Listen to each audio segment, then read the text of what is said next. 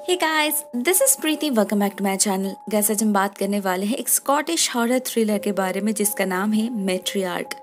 ये फिल्म 2018 में रिलीज हुई थी। इस फिल्म का डायरेक्टर है स्कॉट वाइकर्स। IMDb पर इसका रेटिंग है 54%, रॉटन टमेटोज पर इट्स 66% फ्रेश और 72% गूगल यूजर ने इसे लाइक किया है। ये कहानी शुरू होती है स्कॉटिश कंट्री साइड से। हम एक यंग कपल से मिलते हैं, मैट और रेचल, जो बहुत जल्द पेरेंट्स बनने वाले हैं। रेचल ने अभी तक अपने बेबी का जेंडर टेस्ट तो नहीं करवाई है, but she is pretty sure कि वो एक लड़के को ही कैरी कर रही है। उसके फैमिली में ऐसा ही होता है, सारे लेडीज पहली बार बेटे को ही जन्म देती हैं और उसके सिम्टम्स भी उनके तरह ही है। And above all, a mother knows the best. मैट इस बारे में उससे आर्ग्यू नहीं करता क्योंकि बेटा हो या बेटी उससे कोई फर्क नहीं पड़ता। माँ और बच्चा हेल्दी रहे, बस यही काफी है। अपने फैमिली में न्यू मेंबर को वेलकम करने से पहले वो लोग एक रिफ्रेशिंग वेकेशन एंजॉय करने के लिए निकल पड़े थे। बट बैड लक, पहले तो रोड ब्लॉक्ड रहने के कारण उन्हें मैप पे बताए हुए रास्ते को छोड़कर दूसरा रास्ता अपनाना पड़ता है और उस रास्ते पर सीनिक ब्यूटी इतनी जबरदस्त थी कि मैट मदहोश हो जाता है। उसे बीच रास्ते पर पड़े पेड़ दिखाई ही नहीं देता और उनके गाड़ी का एक्सीडेंट हो जाता है। शुक्र है वो बहुत स्लोली ड्राइव कर रहा था तो किसी को कोई चोट नहीं पहुंची थी। रेचल भी ठीक थी और उसका बेबी भी, लेकिन उनकी गाड़ी बिल्कुल खराब हो चुकी थी। इंजन से धुआं निकलने लगा था। वो लोग कुछ देर तक वेट करते हैं, लेकिन ना उन्हें दूसरी कोई गाड़ी दिखती है जिससे वो लोग लिफ्ट ले सके, ना उन्हें अपने फोन पे सिग्नल मिल रहा था। मैट एक बड़े से पेड़ पे चढ़कर भी सिग्नल कैच करने की कोशिश करता है। उसे नेटवर्क तो नहीं मिलता, मगर यहाँ से कुछ ही दूरी पर उसे एक फार्म हाउस जरूर दिखता है, तो वो रेचल को लेकर उसी तरफ जाने लगता है। घर के पास पहुंचते ही उन्हें प्राइवेट प्रॉपर्टी का साइन बोर्ड दिखता है और उसके बाद उनकी मुलाकात होती है इस घर के ओनर बॉब से। पहले तो वो उन्हें देखकर बहुत ही रूडली जाने के लिए कह देता है, लेकिन जब वो रेचल को देखता है तब पता नहीं कि उसका बिहेवियर झट से बदल जाता है। वो उससे पूछता है बॉय और गर्ल। रेचल को अपने इंस्टिंक्ट पर पूरा भरोसा था, तो वो बहुत ही कॉन्फिडेंटली जवाब देती है बॉय। इसे सुनते ही बॉब की खुशी जैसे दुगनी हो जाती है और वो उन्हें अपने घर में इनवाइट कर लेता है हैप्पीली। उसके बिहेवियर से मैट और रेचल को काफी अजीब लगता है और वैसे भी उन्हें तो सिर्फ उसका फोन चाहिए था जिससे वो लोग मदद बुला सके। लेकिन बॉब कहता है कल रात तूफान के कारण यहाँ पर network service completely out of order हो चुकी है। अभी किसी टो कार का मिलना तो इम्पॉसिबल है, तो क्यों ना आज रात वो उनके घर में रुक जाए। उनके बीवी को बच्चा बहुत पसंद है, रेचल से मिलके वो बहुत खुश हो जाएंगी। बॉब इतना जोर दे रहा था तो मैट राजी हो ही जाता है। वैसे भी शाम होने वाली है, इस हालत में रेचल के लिए ज्यादा देर तक ऐसे बाहर रहना ठीक भी नहीं, तो वो लोग बॉब के गाड़ी में घर की तरफ जाने लगते हैं। अचानक से रेचल को रोड साइड पर एक लड़की दिखती है जो उनके तरफ ही देख रही थी, बहुत ही क्रीपीली। रेचल मैट को भी दिखाती है, मगर तब तक वो लड़की जा चुकी थी। घर पहुंचने पर उनका स्वागत करती है बॉब की बीवी एग्नेस अपने दोनों बेटे डेविड और लुक के साथ। एग्नेस तो रेचल को देखकर बहुत ही ज्यादा खुश हो जाती है, बहुत ही प्यार से उसे हाथ पकड़ के घर के अंदर ले जाती है, उनके लिए कमरा साफ करती है और कल सुबह फोन का इंतजाम करने का भी प्रॉमिस करती है। इसके बाद वो डिनर रेडी करने नीचे चली जाती है। इन लोगों के हॉस्पिटैलिटी से मैट और रेचल तो बिल्कुल हैरान हो चुके थे। बस एक ही बात उन्हें बहुत अजीब लग रही थी, वो है इन लोगों के कपड़े। ये लोग तो जैसे 1950 से बिलोंग कर रहे थे और उनके दोनों लड़के डेविड और लुक वो भी कुछ अजीब थे। एक दूसरे के भाई तो वो लोग बिल्कुल ही नहीं लग रहे थे, तो हो सकता है वो लोग अडॉप्टेड हो। जो भी हो, रेचल को यहाँ पर कुछ अनकंफर्टेबल फील हो रहा था, तो वो कल सुबह होते ही निकलने की प्लान बनाती है, मगर शायद उनके होस्ट के दिमाग में कुछ और ही प्लानिंग चल रही थी। वो उनके रूम के बाहर से उनकी सारी बातें सुन रही थी एंड विजिबली उनका रिएक्शन काफी वियर्ड था। जो रेचल और मैट के सामने कुछ ही देर पहले इतनी हंस कर बात कर रही थी, उनका एक अलग ही चेहरा देखने मिलता है हमें। एनीवेज, 1 घंटे के अंदर वो अपने गेस्ट को डिनर पे बुलाती है और उनके सामने कुछ ज्यादा ही जोर से प्रूफ करने की कोशिश करती है कि ये दोनों बेटे उनका है। उसके लिए उन्हें लिप टू लिप किस करना ही क्यों ना पड़े। हम एक चीज नोटिस करते हैं कि ये लोग हर बात पे गॉड और रिलीजन की जिक्र कर रहे थे। हो सकता है वो लोग कुछ ज्यादा रिलीजियस क्यों ना हो, लेकिन उनके इस अडेप्टेशन में कुछ तो क्रीपी था। रेचल को रोड साइड पर जो लड़की दिखी थी उसकी एक फोटो भी यहाँ पर मौजूद थी, जिसे दिखाकर रेचल एग्नेस से पूछती है ये कौन है। जवाब में उसे पता चलता है वो फेथ है, उनके अडॉप्टेड चाइल्ड। उसके पेरेंट्स उसे बहुत टॉर्चर किया करते थे, जिस कारण से वो गूंगी हो गई और बाद में इन लोगों ने उसे अडॉप्ट कर लिया। इनफैक्ट ये 2 लड़के भी अडॉप्टेड ही है। एग्नेस खुद कभी माँ नहीं बन पाई, मगर इसमें उसे कोई दुख नहीं है क्योंकि उनका मानना है ये भी गॉड का ही प्लान है। ये लोग अपने किसी बच्चे को स्कूल नहीं भेजते। डेविड और ल्यूक खाना ऐसे खा रहे थे जैसे जन्म से भूखे हो। उनका कपड़ा काफी पुराना और फटा हुआ था। एग्नेस बचपन से इसी घर में पली बड़ी है। वो खुद कभी इस जगह से बाहर नहीं गई, ना किसी को जाने दिया। उनके साथ बाहरी दुनिया के कोई भी कनेक्शन नहीं है। वो लोग अपने दुनिया में सफिशिएंट फील करते हैं और उन्हें लगता है कि यही लाइफस्टाइल प्योर है, गॉडली है। रेचल को ये सब कुछ बहुत ही ज्यादा क्रीपी लग रहा था, सिनिस्टर लग रहा था। उनका बिहेवियर काफी एक्सेंट्रिक है, स्पेशली एग्नेस।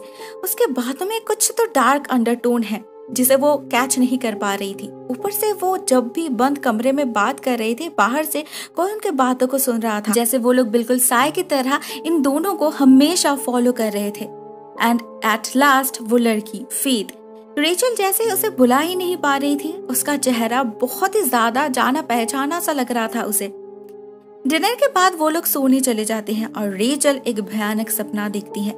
सपने में वो उस लड़की को देखती है जो अपने डेड पेरेंट्स के पास बैठकर रो रही थी। इसे देखते ही रेचल की नींद टूट जाती है। उसे समझ आ चुका है क्यों उसे फेथ का चेहरा इतना फेमिलियर लग रहा था, क्योंकि उसने इस फेस को कुछ महीने पहले ही न्यूज़पेपर पर देखी थी। लगातार कुछ दिनों तक ये न्यूज़ हेडलाइन पर थी। इस लड़की का नाम है एली एडम्स और उसका पूरा परिवार मिसिंग हुआ था। मतलब एग्नेस झूठ कह रही थी, कुछ डार्क सीक्रेट छुपा रही थी। हो सकता है इन लोगों ने ही उसके परिवार को मार डाला। रेचल इतना ज्यादा डर चुकी थी कि वो लोग उसी वक्त भागने की डिसाइड करते हैं। दरवाजा तो बंद था। जब तक चाबी ढूंढ के वो लोग बाहर निकलते हैं तब तक उनके पीछे पहुंच चुका था बॉब। लेकिन वो उनसे कुछ नहीं कहता, ना उन्हें रोकने की कोशिश करता है, ना वो कुछ कहता है, क्योंकि उसे तो पता था कि वो लोग यहाँ से जा नहीं सकते, क्योंकि बाहर उनके दोनों बेटे हाथ में बंदूक लिए उनके लिए ही वेट कर रहा था। शायद उन्हें पता था ये लोग भागने की कोशिश जरूर करेंगे। तो जैसे ही मैट और रेचल बाहर निकलते हैं, वो लोग मैट को बंदूक से मारकर बेहोश कर देते हैं और रेचल को घूंसा मारकर वो भी धीरे धीरे बेहोश होने लगती है।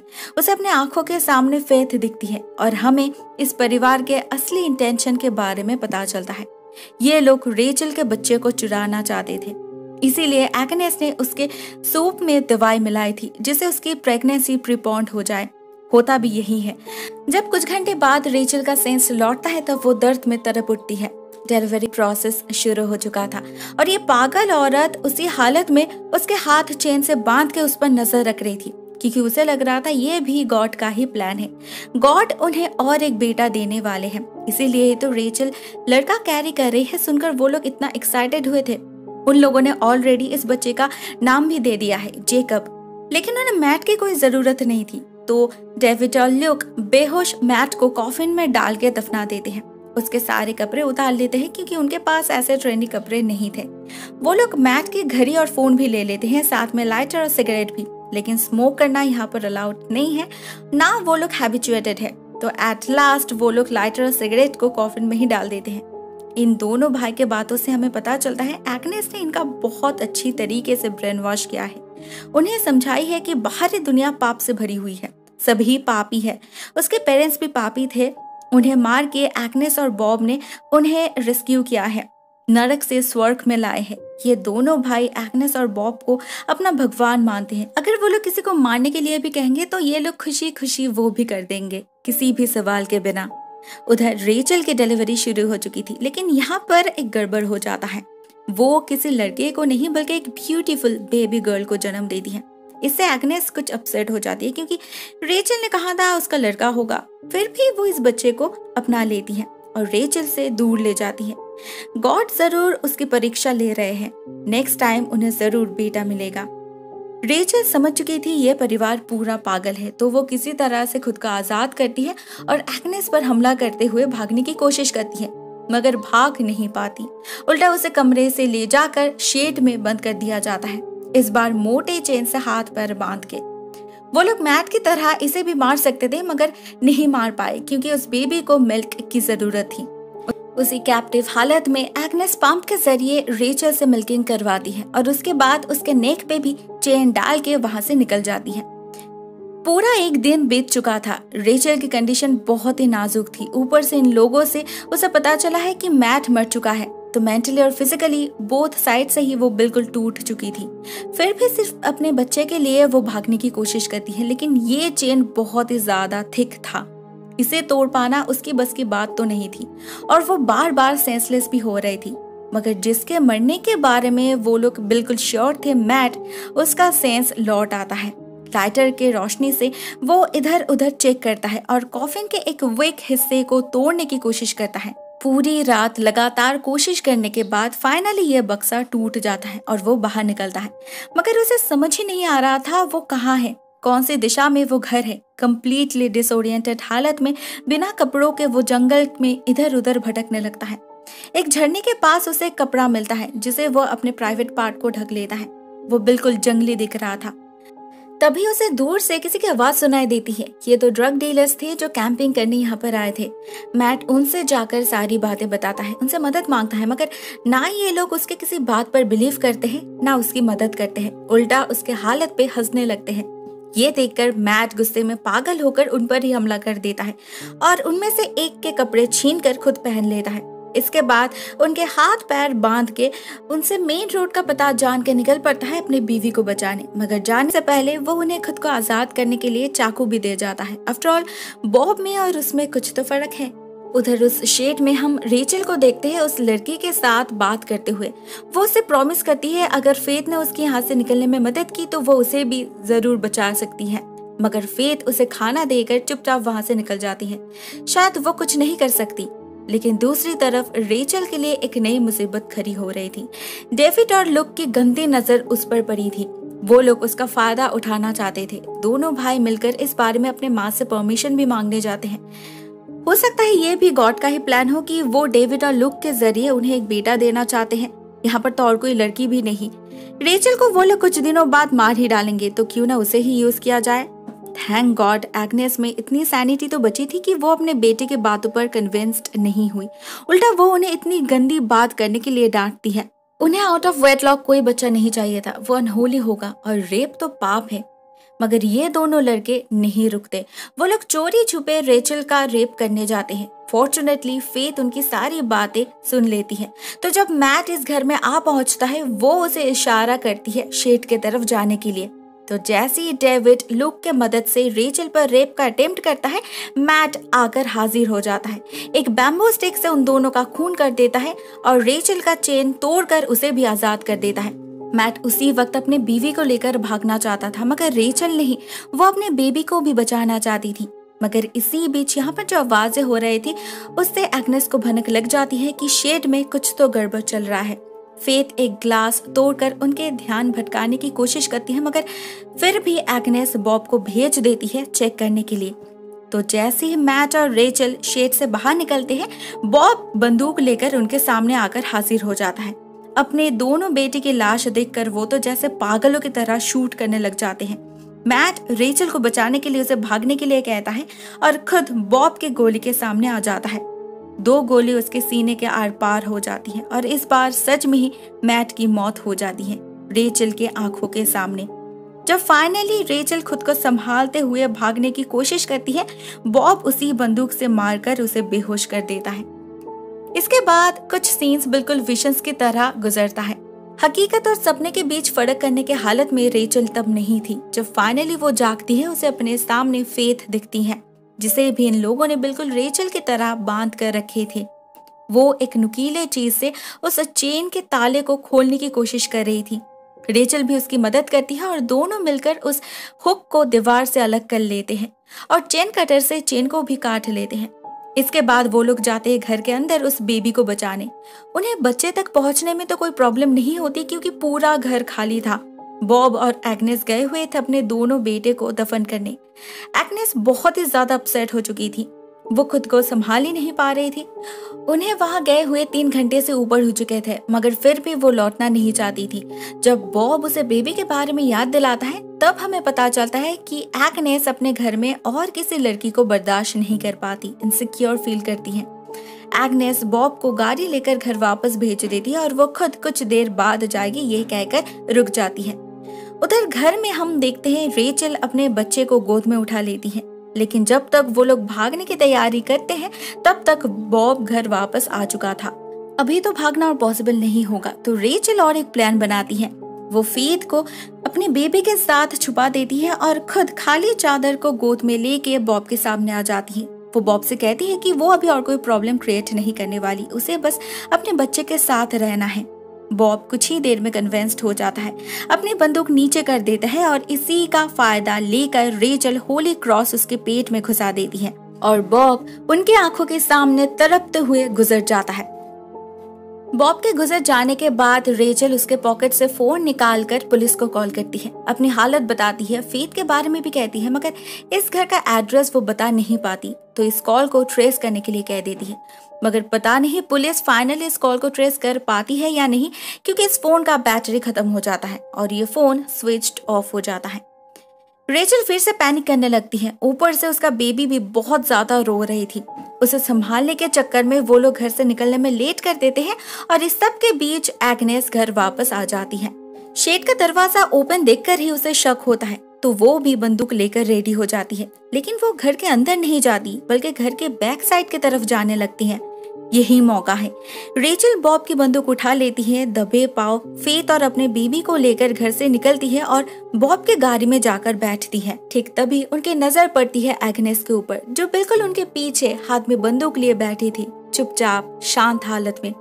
ना उसके चेहरे पर कोई डर था, ना टेंशन, ना कोई हड़बड़ी थी, क्योंकि उसे पता था वो लोग भाग नहीं पाएंगे, क्योंकि उसने ऑलरेडी इस गाड़ी को खराब कर चुकी थी। होता भी यही है, रेचल के हजारों कोशिशों के बावजूद ये गाड़ी स्टार्ट नहीं होती और कोई ऑप्शन ना पाकर रेचल अपने बेबी को फेथ के हाथ में देकर खुद जाती है उस पागल औरत का सामना करने। दोनों ही एक दूसरे को देखकर गोली चलाते हैं। एग्नेस को एक गोली लगती है मगर रेचल को 2। वो बहुत ही ज्यादा ब्लीड करने लगती है। वो चिल्लाकर फेथ को भागने के लिए कहती है और खुद उस घायल हालत में भी एग्नेस को रोकने लगती है। उसे चोक करके उसके माथे को जमीन पर पटक पटक के उसे मार डालती है। फिर वो वापस आती है फेथ के पास, अपने बच्चे को गोद में लेके फेथ के हाथ पकड़ के वो बाहर की तरफ जाने लगती है। ठीक तभी पुलिस की गाड़ी भी आती हुई दिखती है। बहुत सारे पुलिस ऑफिसर्स आए हुए थे जो उसे संभाल लेते हैं, उसके बेबी का टेक केयर करते हैं, मगर पता चलता है एग्नेस अभी तक जिंदा है। वो फिर से एक बार इन पर हमला करने की कोशिश करती है, मगर उसके शूट करने से पहले ही इन ऑफिसर्स की हजारों गोली उसकी जान ले लेती है। फाइनली अभी रेचल सेफ है, वो घर जा सकती है। एक ऑफिसर उससे फेथ के बारे में पूछती है, लेकिन वो है कहाँ? उसके आसपास तो कोई नहीं है। यहाँ पर रिवील होती है इस फिल्म की आखिरी ट्विस्ट। एक्चुअली उसके साथ कभी फेथ थी ही नहीं, वो तो कब की मर चुकी है। वो तो उसकी आत्मा थी जो अभी तक रेचल की मदद कर रही थी। इन लोगों ने उसके पेरेंट्स का भी खून किया था। वो उसके बाद कुछ दिनों तक जिंदा थी। बॉब और एग्नेस ने उसे फोर्सफुली अपनाने की कोशिश की, भले ही टॉर्चर के मदद से ही क्यों ना हो, मगर एग्नेस उसे ज्यादा दिनों तक सहन नहीं कर पाई और वो चिल्लाना भी बंद नहीं कर रही थी, तो बॉब ने उसे मार डाला। इसीलिए हमें डेविड और लुक के साथ एक तीसरी कब्र भी दिखने मिली थी। अभी जब रेचल सेफ है, सिक्योर्ड है, तो उसका काम खत्म हो चुका है। वो वापस जा चुकी है और अभी कोई उसे ढूंढ नहीं पाएगा, कभी भी नहीं। The end. दोस्तों, ये परिवार कम्प्लीटली एग्नेस के कंट्रोल में था। वो जो भी कहती थी, डिसाइड करती थी, वही फाइनल वर्ड्स माना जाता था। वो ही थी इस परिवार का हेड, बॉब नहीं। किसी परिवार में अगर कोई फीमेल हेड हो तो उसे मैट्रियार्क कहा जाता है, इसीलिए इस फिल्म का भी टाइटल वही रखा गया है। वो एग्नेस ही थी जिसने इन सब का ब्रेन वॉश की थी, सबके दिमाग में गॉड को लेकर, रिलीजियन को लेकर एक मिसकंसेप्शन क्रिएट की, इवन इन लोगों से भगवान के नाम पे खून भी करवाई। बॉब तो सिर्फ उसके ऑर्डर्स फॉलो करता था, उसका और कोई वैल्यू ही नहीं था। तो इससे ज्यादा अप्रोप्रिएट टाइटल और क्या हो सकता है। मुझे तो ये फिल्म काफी ज्यादा पसंद आई है। आपको ये वीडियो कैसी लगी कमेंट सेक्शन में मुझे जरूर लिखना। आज के लिए बस इतना ही दोस्तों। Thank you so much for watching this video. बहुत जल्द मिलते हैं एक और नए वीडियो के साथ, तब तक के लिए टेक केयर, टाटा।